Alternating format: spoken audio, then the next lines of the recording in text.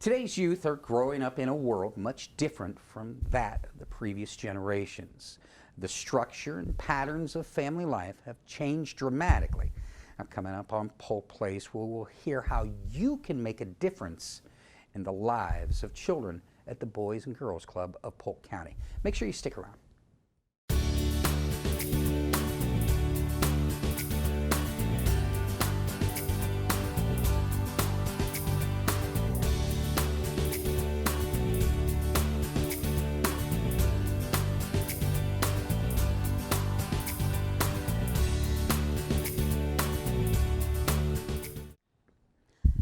Welcome to Polk Place. I'm your host, Brian Lacey, and joining me in studio, I think third, fourth time he's been in here, Steve Giordano, CEO of the Boys and Girls Club of Polk County. Welcome back. Thanks, Brian. Thanks for having me. Yeah, well, you know, I hate using this because it's just so overused, but we talk about the new norm, and with the COVID-19 pandemic, it has affected a lot of nonprofits within this county, and none more affected than you.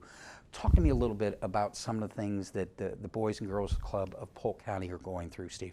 Sure. So, you know, when the schools first closed down, we take our lead from the schools. So if the schools are closed, we're closed. And of course, this comes at a really tough time for the parents. And we didn't know, because never being through this before, we didn't know what our families needed. We knew they couldn't come to see us. So, you know, the very first thing we did is to reach out to them and see if we could connect electronically. And of course, when you combine the internet and texting, we got about 80% of our members, you know, to just communicate with our staff. And we basically surveyed them and said, hey, how are you? Are you staying safe? What do you need?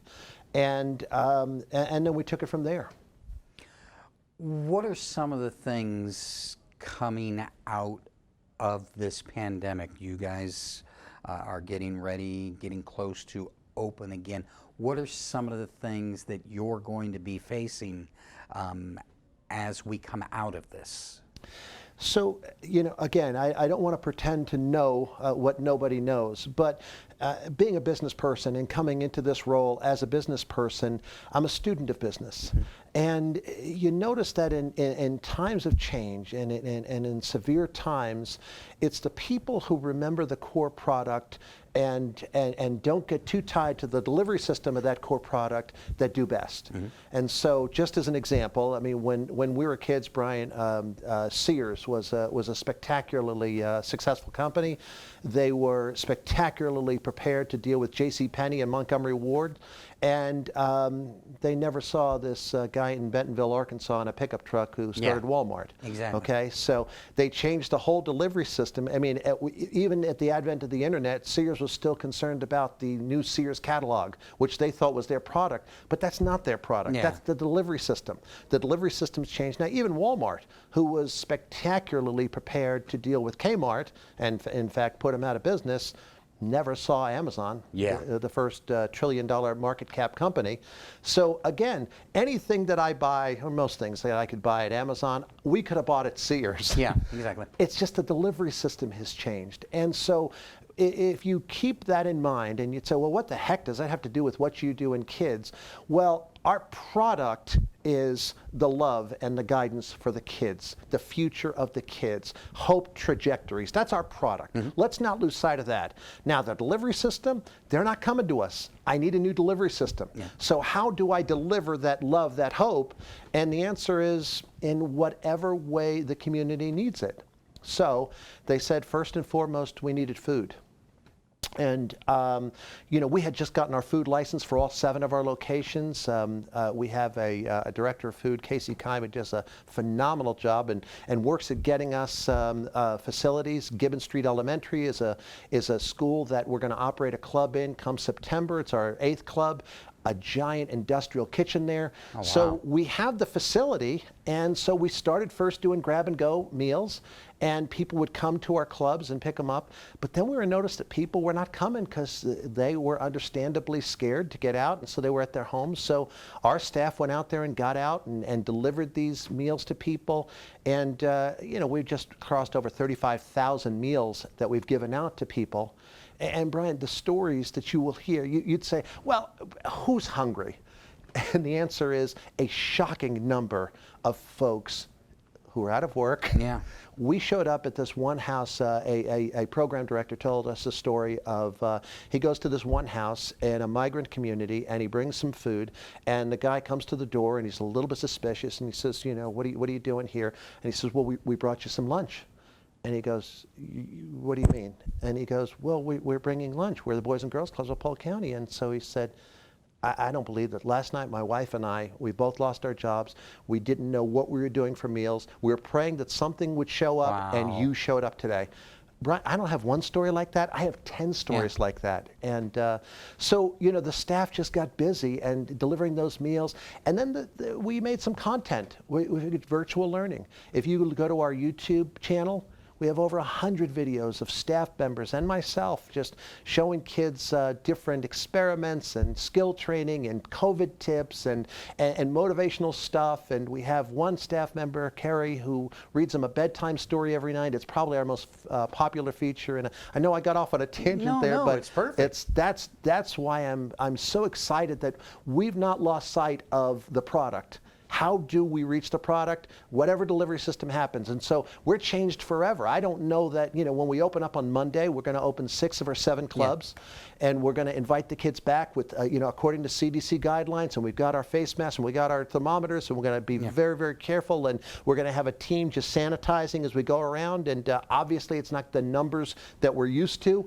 But we're going to open up and we're going to change the model to whatever we need to deliver that hope and future.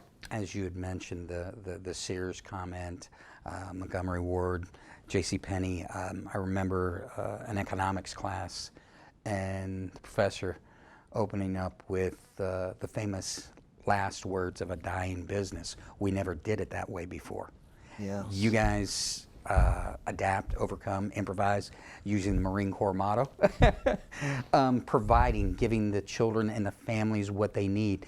Prior to you coming in here, Grant Pichet with Restaurants Against Hunger, was talking about over 20% of Polk County students are food needy, and you guys provide that to them along with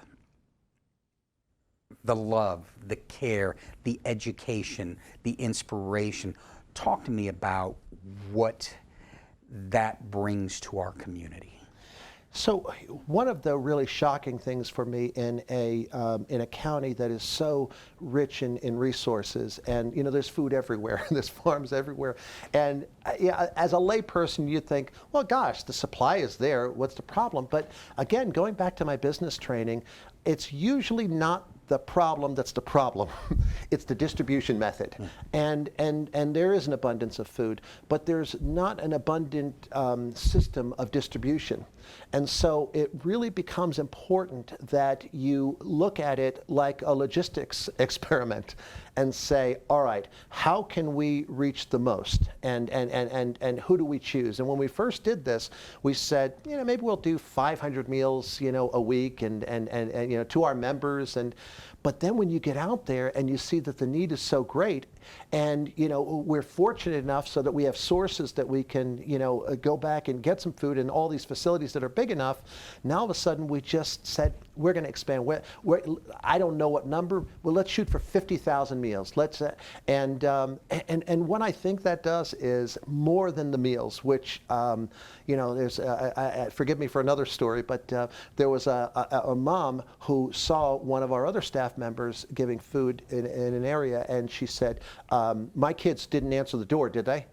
At that apartment right there, and our staff member said, no, ma'am, they did not, because I told them not to answer the door. She said, well, no, ma'am, they did not. She goes, now, I've got to go into work for 6 hours, but don't think I leave my kids alone. I have them on FaceTime, and I watch them the whole time. And she said, I understand, ma'am. And she goes, yeah, because we're working. We don't need it. She goes, I understand. She said, is it okay if I bring them lunch every day now that you know me?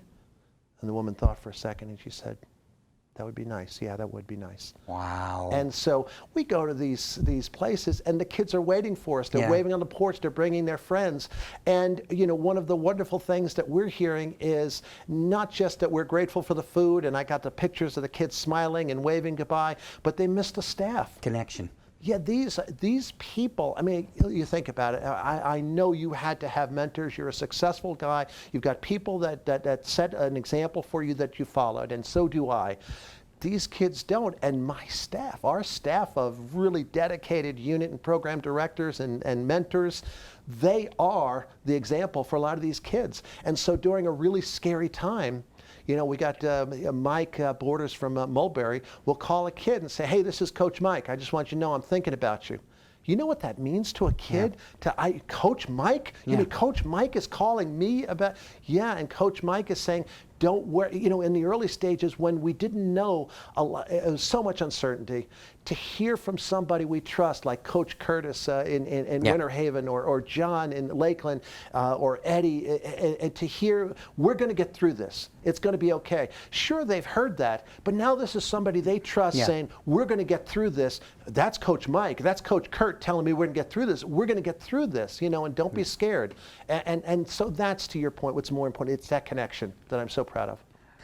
For those that might be interested in helping Boys and Girls Club of Polk County, how do they do as such? What can they do?